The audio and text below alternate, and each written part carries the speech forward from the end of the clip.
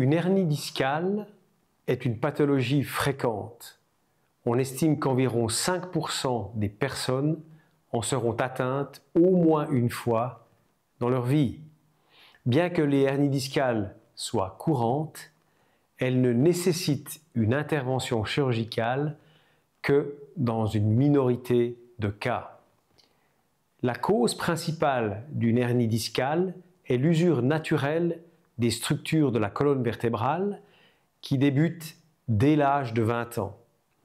Les disques intervertébraux se composent de deux éléments, un noyau pulpeux composé d'une substance gélatineuse et un anneau fibreux solide entourant le noyau pulpeux.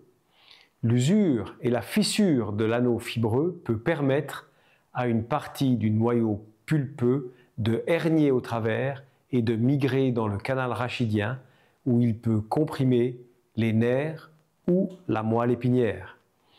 Une hernie discale peut provoquer différents symptômes.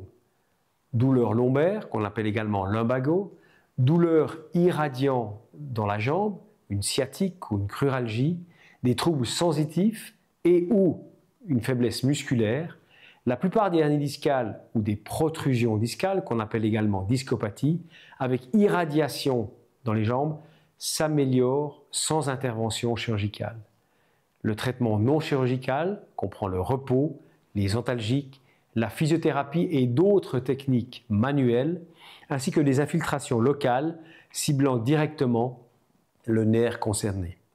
Une intervention chirurgicale, parfois en urgence, devient nécessaire en cas de déficit moteur important, de douleurs persistantes malgré plusieurs semaines de traitement conservateur ou en présence de syndrome de la queue de cheval qui peut mettre en danger la fonction motrice des deux membres inférieurs, les fonctions des sphincters, miction ou défécation, et les fonctions sexuelles, insensibilité, troubles de l'érection et de l'éjaculation. L'opération d'une hernie discale lombaire est réalisée chez nous par voie minimalement invasive. Selon le cas, nous privilégions, en fonction de la situation, une technique endoscopique ou une microchirurgie, le plus souvent par un abord tubulaire. À ce sujet, nous vous proposons une vidéo illustrative disponible sur notre site internet.